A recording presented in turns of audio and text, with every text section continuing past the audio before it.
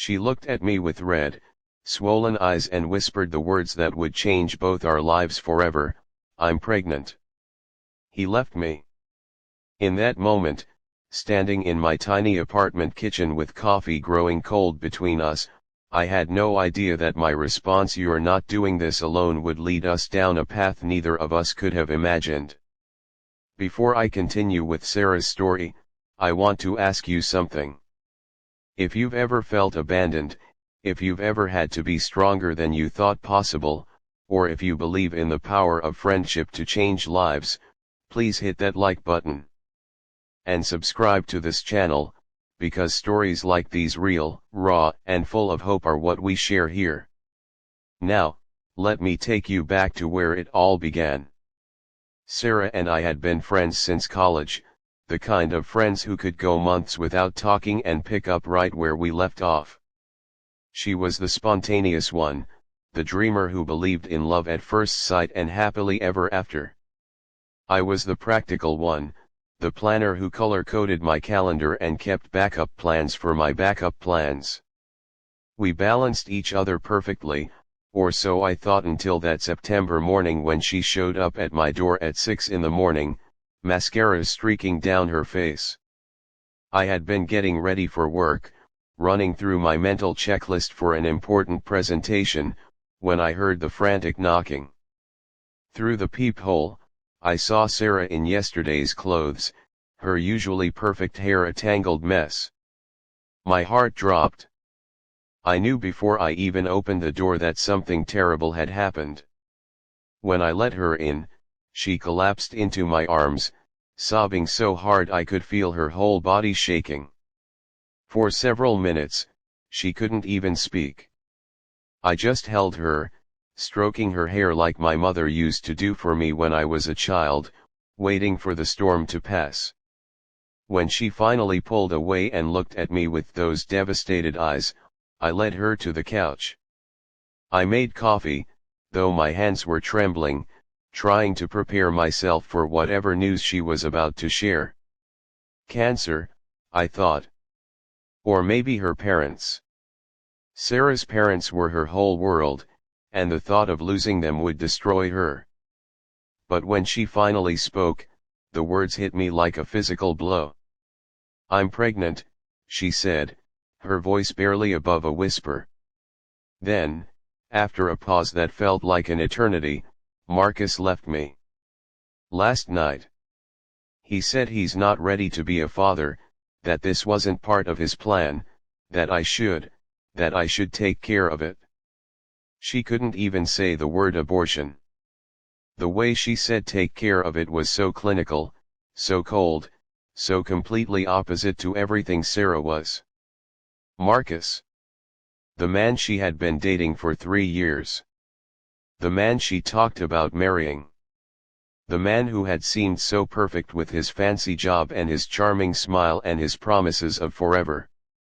The man who, it turned out, was nothing more than a coward in an expensive suit. I felt rage building in my chest, hot and fierce, but I pushed it down.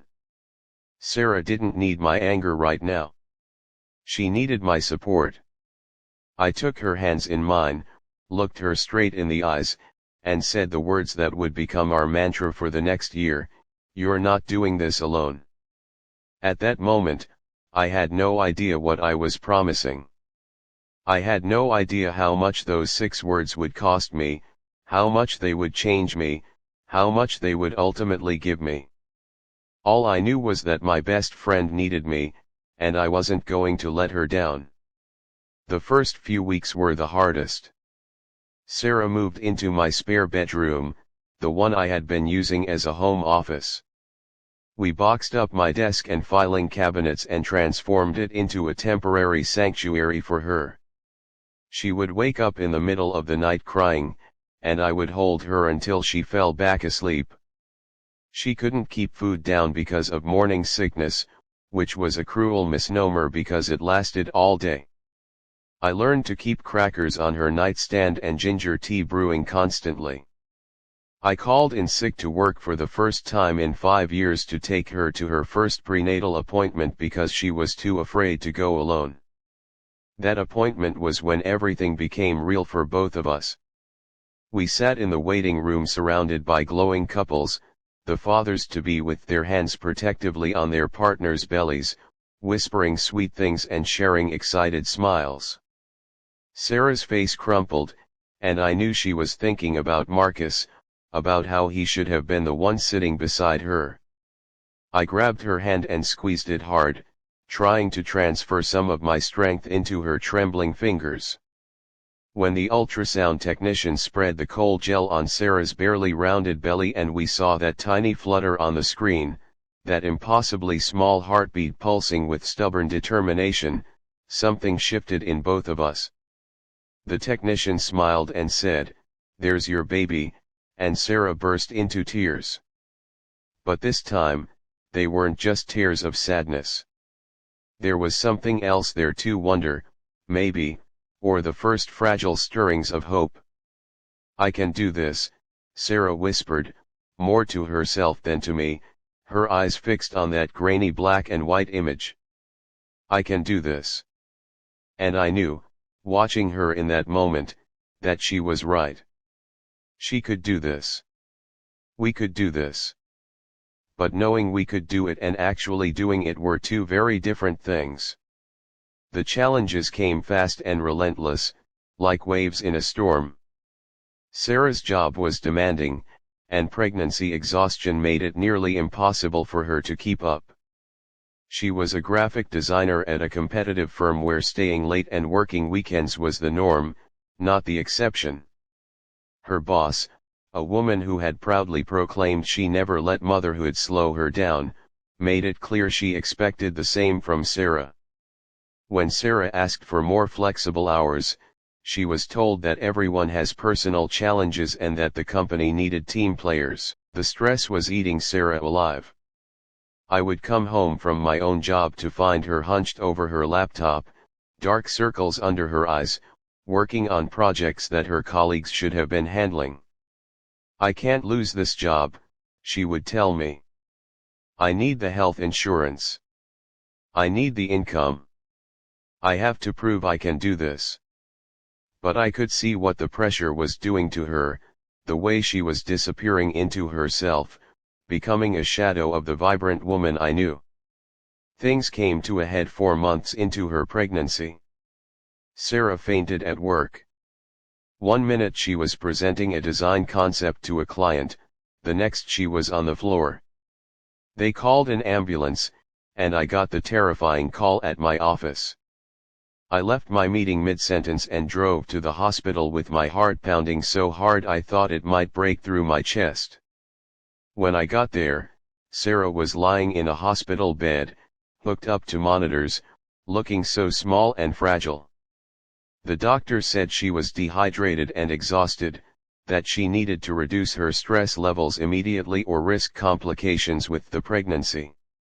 That night, after they released her, I made a decision. I sat Sarah down and told her she was going to quit her job. She looked at me like I had lost my mind.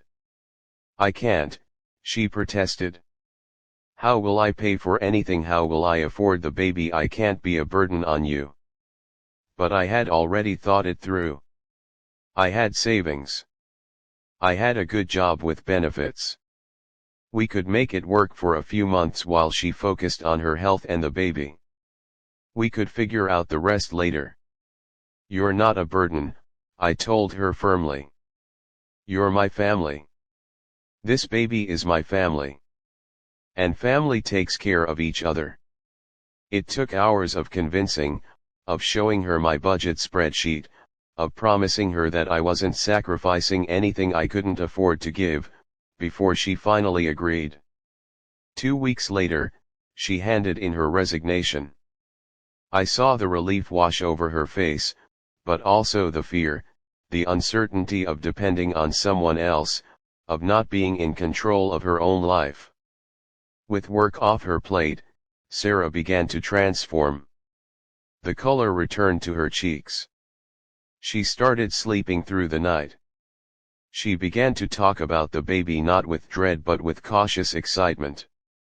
We spent evenings researching cribs and car seats, debating the merits of cloth versus disposable diapers, picking out tiny impossibly small onesies that made us both teary-eyed. We painted the spare bedroom a soft yellow that Sarah said reminded her of sunshine. We assembled furniture together, laughing at the incomprehensible instructions and my complete inability to use a screwdriver properly. But even as things improved, the ghost of Marcus haunted us. Sarah tried to contact him several times to tell him about the pregnancy's progress, to give him a chance to be involved. He never responded. Not to her calls, not to her messages, not to the ultrasound picture she sent. His silence was its own kind of cruelty, a constant reminder that he had chosen to abandon not just Sarah but his own child. I watched it break her heart over and over again. One night, when Sarah was about 6 months pregnant, we were sitting on the couch eating ice cream straight from the carton. Her latest craving was mint chocolate chip with pickles, which was as disgusting as it sounds, though I tried some to be supportive when she suddenly started crying. Not the gentle tears we had gotten used to, but deep, wrenching sobs. "What if I can't do this?" she gasped between breaths. "What if I'm not enough? What if my baby grows up and hates me for not having a father? What if Marcus was right and I should have just..." She couldn't finish the sentence. I set down the ice cream and pulled her close. "Listen to me," I said, with more conviction than I had ever felt about anything. "That baby in there is lucky. So incredibly lucky. Because that baby has a mother who is brave enough to choose love over fear. A mother who is strong enough to do the hardest thing in the world.